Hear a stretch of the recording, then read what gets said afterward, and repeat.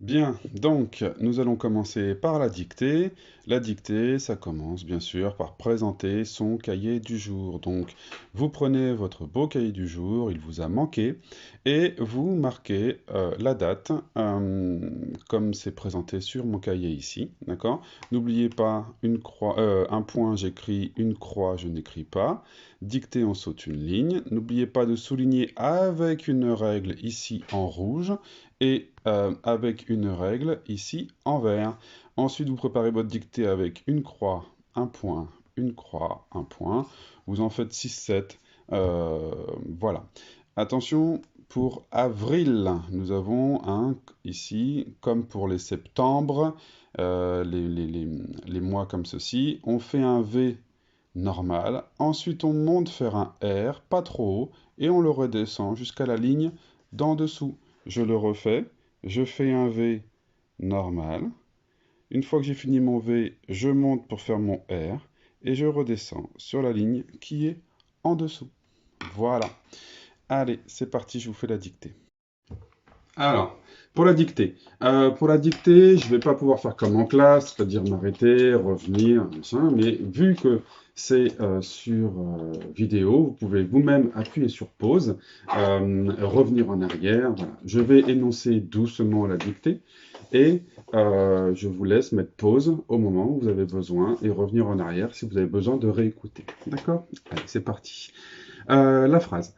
À gauche de...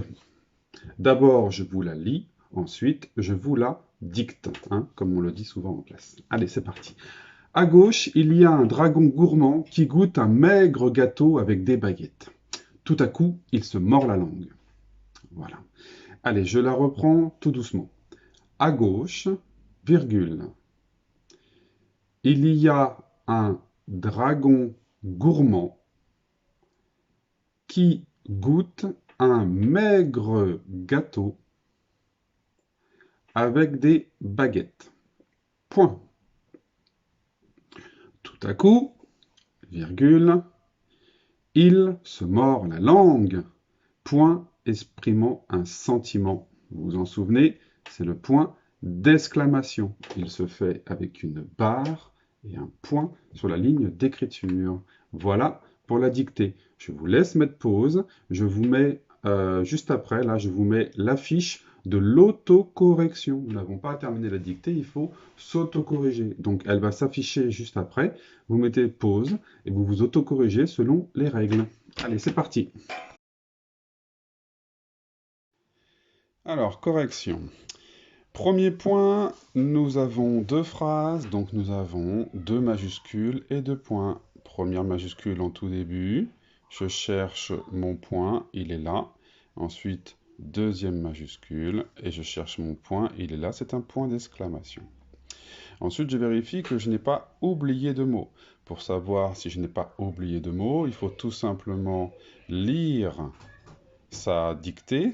Et si ça n'a pas de sens, c'est qu'on a oublié un mot. Donc vous relisez bien, d'accord?